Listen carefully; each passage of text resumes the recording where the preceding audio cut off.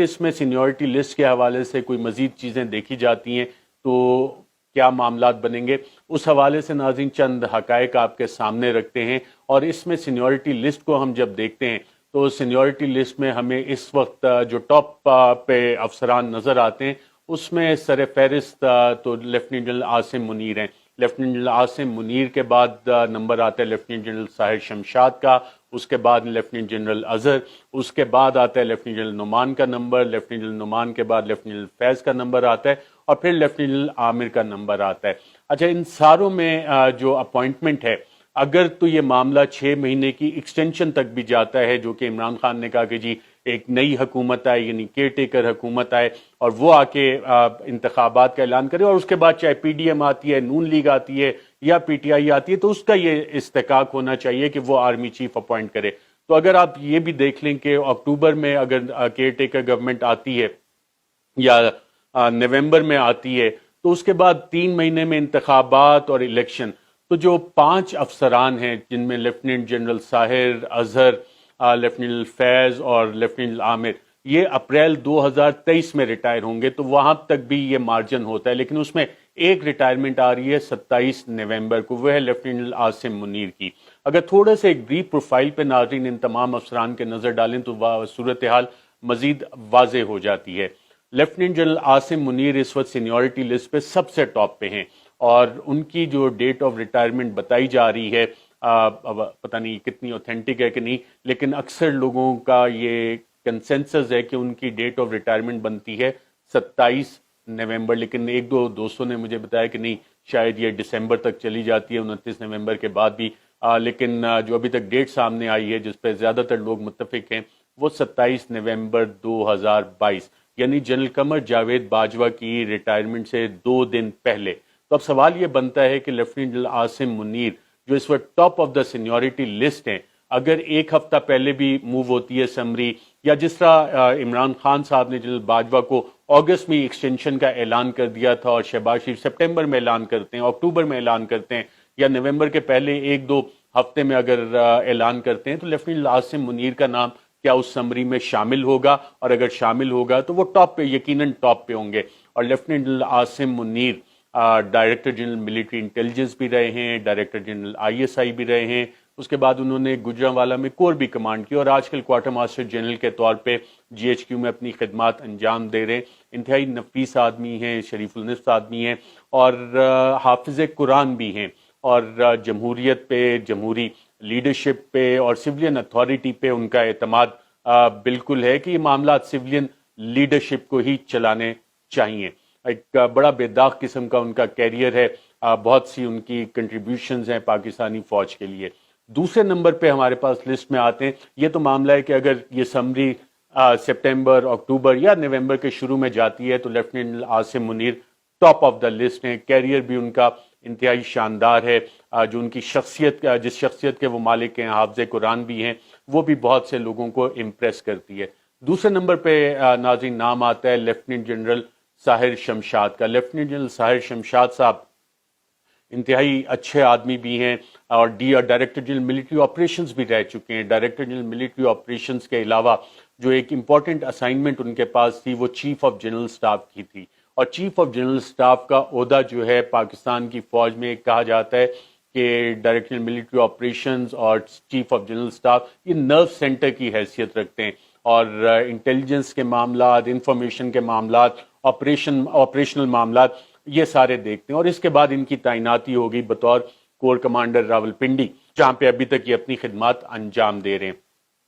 Lieutenant general Sahir Shamshad نے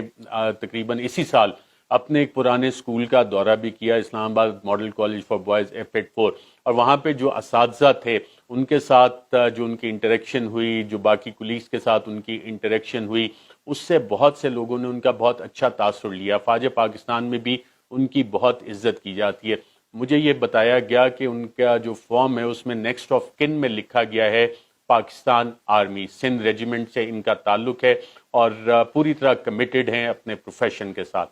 اس کے بعد ناظرین نام آتا ہے لیفٹیننٹ جنرل اظہر کا۔ لیفٹیننٹ جنرل اظہر عباس اس وقت چیف آف جنرل سٹاف ہیں، اور چیف آف جنرل سٹاف کے عہدے سے پہلے یہ کام کر رہے تھے بطور corps commander Rawalpindi. Lieutenant general Azhar Abbas کی ریپوٹیشن پاکستان آرمی میں ایک انتہائی اچھے، ایماندار، آنیسٹ اور اسٹرکٹ آفیسر کی ہے، he goes by the book, he goes by the rule, اور نو نانسنس ٹائپ ان کا ایٹیٹیوڈ ہوتا ہے بہت سارے معاملات پہ۔ And once a task is assigned to him, he make sure کہ وہ والا کام جو ہے مکمل ہو۔ پاکستان انڈیا کی جو کشیدگی ہوئی تھی اس میں بھی جس امپورٹنٹ پوزیشنز پہ تھے اسے ریزالو کرنے میں کافی اہم اور کلیدی کردار انہوں نے ادا کیا۔ لیفٹیننٹ جنرل اظہر عباس کے بعد ناظرین سینیورٹی لسٹ پہ جو نام آتا ہے وہ آتا ہے لیفٹیننٹ جنرل نعمان کا، اور لیفٹیننٹ جنرل نعمان ناظرین اس سے پہلے پروموشن سے پہلے اپنی آئی ایس آئی میں ڈائریکٹر جنرل انالیسس کے طور پہ کام کرتے رہے۔ اس کے بعد ان کی ایک اہم تعیناتی ہوئی جو بطور کور کمانڈر پشاور تھی، جو پورا آپ کا ویسٹرن بارڈر اور خاص طور پہ جو لا اینڈ آرڈر کے معاملات تھے اس دور میں انہوں نے وہاں پہ نہ صرف ڈیولپمنٹ کو دیکھا بلکہ کاؤنٹر ٹیررزم آپریشنز جو ہے اس میں بھی باقاعدہ اس چیز پہ کو دیکھتے رہے، اور بطور D G analysis I S I جو انہوں نے کام کیا، جو ان کا پرسپیکٹیو ہے اس حوالے سے وہ انتہائی اہم ہے، اور اسی وجہ سے جو ان کی اکیڈیمک انڈرسٹینڈنگ ہے،